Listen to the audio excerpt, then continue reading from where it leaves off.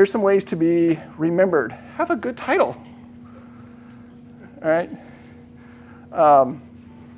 Again, we had 50 plus scripts, and then we go sit down and we start talking about them, which ones we need to move on, and like, well, it was this title, and like, well, what was that story about? And I don't remember. And your title, if you have a good title, it's going to stand out a little bit better. It's going to have a better chance of being remembered, floating to the top. All right, have some good phrases or turning or memorable lines. I'm sure if we started it, we could all just go on for a long time quoting our favorite movie quotes. That was a game I would play with our kids, and when we went on hikes and they start to complain, and it's like, all right, let's play Name That Movie, and you start quoting. Very few lines are remembered when I'm reading these scripts. Have some fun with it. A fun line, a memorable line. You have something that kind of stands out, even from the rest of your script. The line needs to fit your character. Memorable lines fit the character. Okay. Have characters living out biblical principles in a natural way. I know Billy Graham was very influential in our history and our society, but a lot of times, one of my pet peeves with Christian films is that we're telling the story, and now we have our Billy Graham come to Jesus moment, and now back to the story, right? No, if you write your characters and they're living out God's word in their day-to-day life, and they're struggling with things, or they're loving on people, or just make it natural to the story, you're going to keep us in the flow, all right? And there may be a preaching moment or whatever, but it needs to make sense in the story. And I don't know the answer to it, but I'm always like, how do we make church look fun in movies? Because it always looks not very fun. All right.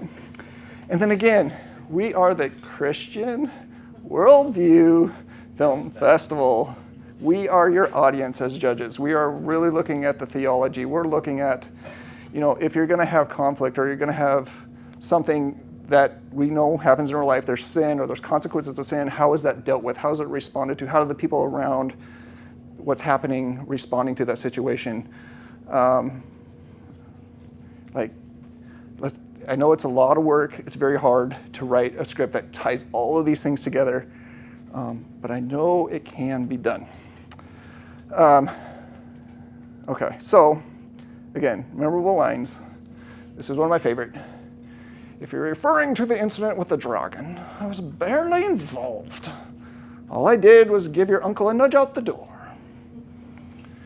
All right, I may be a bit of a Tolkien nerd, but again, just an example of a memorable line. I quote the beginning of that one all the time in situations like, if you're referring to the incident with the dragon, and then my wife rolls her eyes and walks away. But I know script writing can be very, very tough. But again, a little bit selfishness here. I want to see some really great scripts next year. I want to see some really solid log lines, some really nice, concise, well thought out summaries. Because again, my hope is for you as a writer to find success. And our contest is kind of a way to judge where you're sitting in the community of writers. And yes, we're very strict. We got to narrow it down to one, right? There can only be one winner in our contest. And so we have a hard job. You have a very hard job.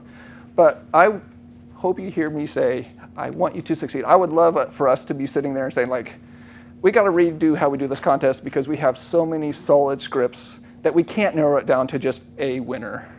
I would love to be in that situation. But